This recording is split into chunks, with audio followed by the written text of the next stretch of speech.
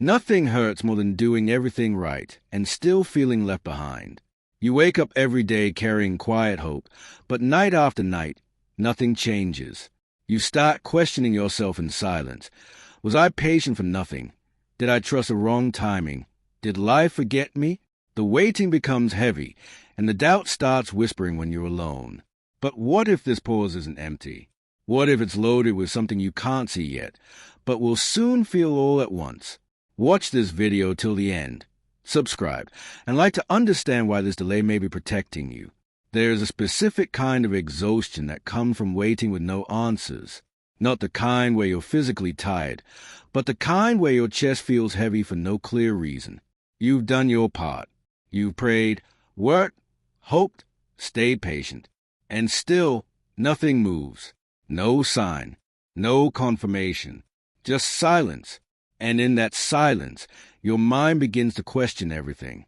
You start wondering if you misunderstood the signs, if you believed too deeply, if you trusted too much. The days feel longer because you're carrying invisible tension. You try to act normal around others, but inside, you're calculating time, replaying conversations, searching for proof that something is still unfolding. Waiting without answers doesn't just test your patience, it tests your identity. It makes you confront the parts of yourself that crave certainty. What makes it heavy is that no one else can see it. On the outside, your life may look stable, but internally, you're in suspension. You're standing between effort and outcome, and the space in between feels endless. Doubt creeps in quietly. It doesn't shout. It whispers. It asks you whether you should lower your expectations, whether you should stop believing in what you once felt so sure about. And that's where the real pressure begins. Because waiting without clarity forces you to sit with yourself. There's nothing to chase, nothing to fix, nothing to distract you from the uncertainty. It strips away illusions of control. It exposes how deeply you attach your peace to visible progress. You realize how uncomfortable it is to not know. But here's what you slowly begin to understand. This phase is not empty. It is demanding something from you. It is strengthening parts of you that instant results never could. The resilience forming right now doesn't come from achievement. It comes from endurance. From choosing not to collapse when answers don't arrive on your schedule. From holding your ground internally when the external world offers no reassurance. Waiting is psychologically heavy because it stretches your trust. It forces you to separate who you are from what is happening. It teaches you that your worth is not measured by speed, and your direction is not validated by immediate confirmation. You may not see movement. You may not hear clarity. But something inside you is being reshaped. Your tolerance for uncertainty is expanding. Your emotional depth is growing. Your strength is becoming quieter, steadier. And one day, when things finally shift, you'll realize that the waiting did not weaken you. It refined you. It built a version of you that can handle what's coming next. The weight you're carrying right now is not proof that nothing is happening. It is proof that something inside you is learning how to stand without answers. When something you're waiting for doesn't arrive, your mind doesn't label it as timing. It labels it as rejection. You tell yourself you're fine, but deep down, a quiet story begins forming. Maybe you weren't good enough. Maybe you misread your importance. Maybe if it hasn't happened by now, it never will. Delay doesn't just slow things down. It touches old wounds you thought you had already healed. You replay moments where you gave your best and still didn't get chosen. You think about how easily things seem to work out for others and how often you're asked to wait. That waiting starts to feel personal, like life is intentionally skipping over you. And the longer the pause lasts, the more your self-worth becomes tangled with the outcome you can't control. What hurts most isn't the delay itself. It's the meaning you attach to it. You start believing silence means disinterest, that absence means disapproval, that if something mattered, it would have arrived faster. Your confidence begins to erode quietly, not because you failed, but because you're interpreting timing as judgment. But here's the shift that changes everything. Delay is not a verdict on your value. It is not proof that you're unwanted, unseen, or incapable.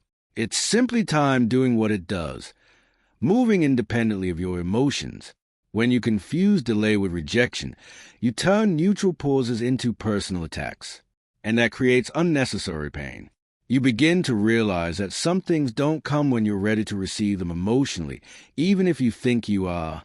Some doors stay closed not because you don't deserve what's behind them, but because opening them too early would cost you something you're still building. Clarity, stability, strength. Separating timing from self-worth is uncomfortable because it means you can't use outcomes to define yourself anymore. You have to stand on who you are without external confirmation. And that's hard, but it's also where real confidence starts forming. The moment you stop seeing delay as rejection, something inside you softens. You stop arguing with time. You stop begging for proof. You stop shrinking yourself just because progress isn't visible yet. You understand that being delayed doesn't mean being denied. And when that understanding settles in, you reclaim your power. You're no longer waiting in desperation. You're waiting with dignity, with trust, with a quiet knowing that what's meant for you isn't running late. It's arriving when it can meet the version of you who's ready to hold it without breaking. Nothing looks different from the outside. That's what makes this phase so hard to trust. You wake up in the same room, move through the same days, face the same silence. No signs, no breakthroughs, no proof that anything is happening. And a quiet voice inside you starts whispering that you're stuck, that you're falling behind, that stillness means failure. But what you don't see yet is that stillness is never empty. When life stops moving on the surface, it begins working beneath it. This is the part no one talks about. The slow, uncomfortable season where growth doesn't announce itself. Where nothing changes around you, but everything is shifting inside you. Your patience is being tested. Your reactions are being rewired. Your emotional muscles are being stretched in ways that action never could. Stillness forces you to sit with yourself without distraction, without applause, without momentum to hide behind. And that's terrifying because it exposes what business once covered. Old fears rise. Doubts get louder. You become aware of patterns you used to ignore. And it feels like regression, when in reality, it's awareness sharpening. You're learning how to stay steady without reassurance, how to exist without constant progress, how to breathe through uncertainty instead of running from it. That kind of strength can't be built in motion. It only forms when you're asked to wait without answers.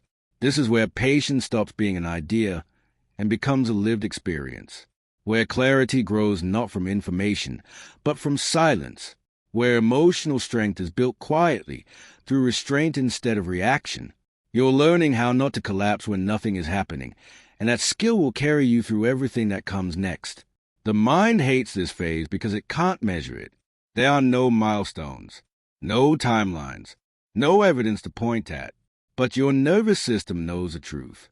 You're becoming more grounded, less reactive, more discerning.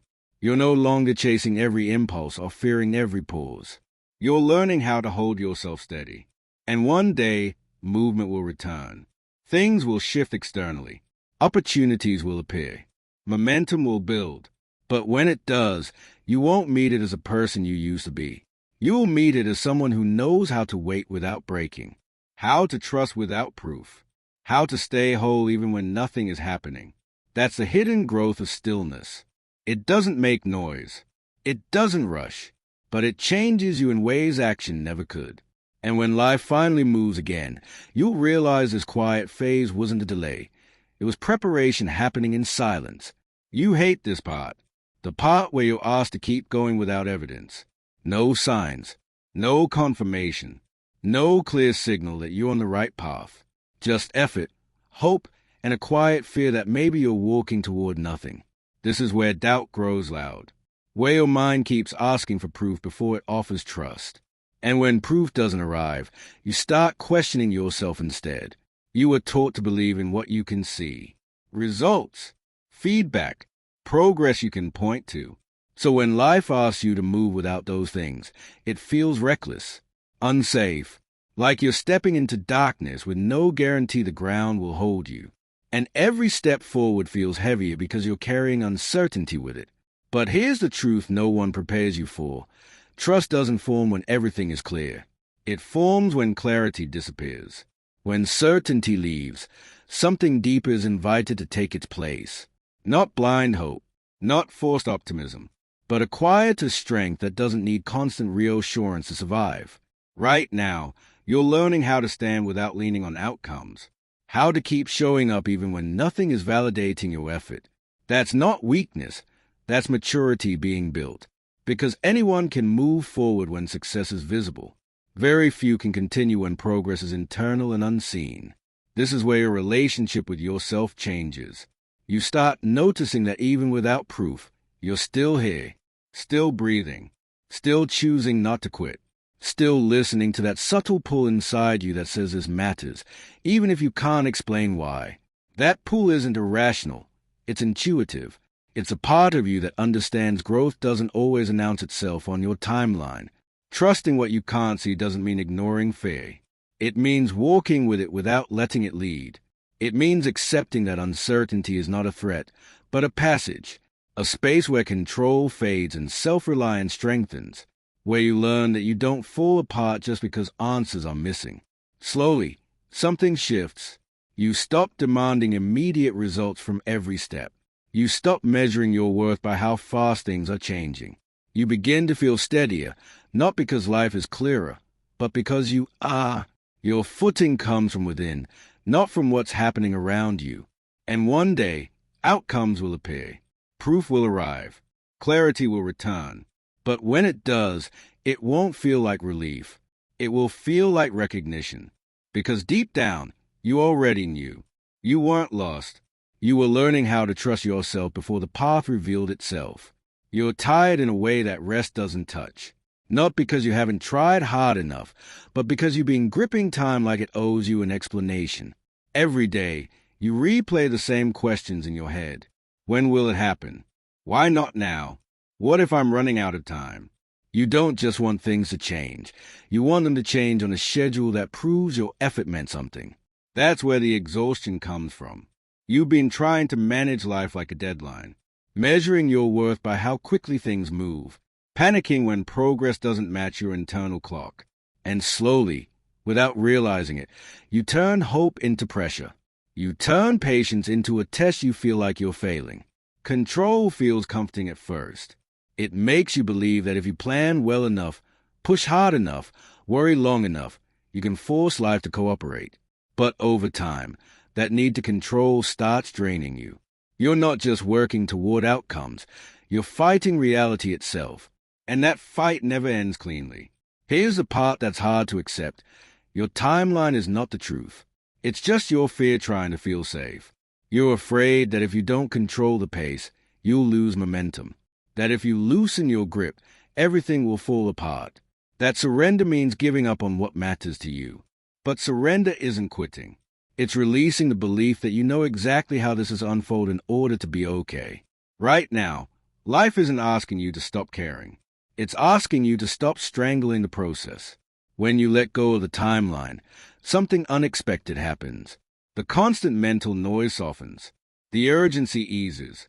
You start breathing deeper, not because things are solved, but because you're no longer arguing with time. You begin to realize that growth doesn't move faster when you demand it. It moves more honestly when you allow it. Releasing control doesn't mean you stop showing up. It means you stop punishing yourself for not being there yet. It means trusting that effort counts even when outcomes are delayed. That becoming takes time, and not all of it is visible. And slowly, your relationship with waiting changes. It stops feeling like rejection. It stops feeling like failure. It starts feeling like space. Space to strengthen. Space to clarify. Space to become someone who can actually hold what's coming without breaking. The moment you stop forcing the timeline, you don't fall behind. You finally stop fighting yourself. And in that release, life doesn't slip away. It begins to move again, this time with you, not against you. You can feel the urgency in your body before you name it. The constant push, the tight chest, the feeling that if you don't move fast enough, everything will slip through your fingers. You wake up already behind. You fall asleep replaying what you should have done sooner. Life starts to feel like a race you never agreed to run, but somehow you're exhausted all the same. Urgency convinces you that speed is safety. That rushing is responsibility. That slowing down means losing your edge. So you chase. You overthink. You act before you feel ready. Not because it's right, but because waiting feels unbearable. And deep down, you're afraid that if you pause, you'll be left behind.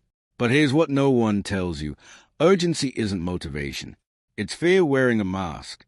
It's a fear that you're late, that you miss something, that others are moving while you're standing still. And when fear drives your movement, everything feels heavy. Every decision carries pressure. Every delay feels personal. You're not moving toward your life. You're running from the anxiety of not being there yet. Alignment feels different. Alignment doesn't shout. It doesn't demand. It doesn't panic. It's quieter than urgency, but stronger. When alignment begins to replace urgency, your body notices first. Your breathing slows.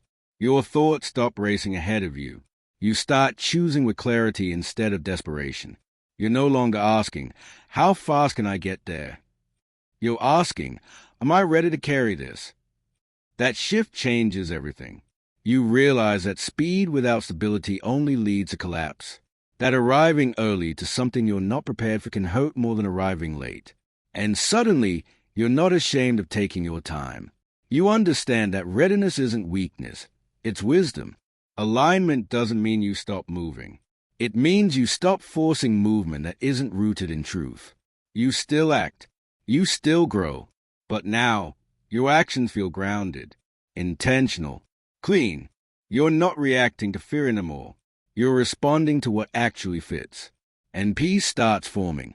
Not because everything is perfect, but because you're no longer at war with time. You stop chasing signs. You stop needing constant reassurance. You trust your internal sense of timing more than external pressure. And for the first time, you feel something rare, steadiness. Not the kind that comes from certainty, but the kind that comes from alignment. You understand now that life doesn't reward panic. It responds to presence. And when you move from alignment instead of urgency, things don't just happen faster, they happen right. You don't feel rushed anymore. You feel ready.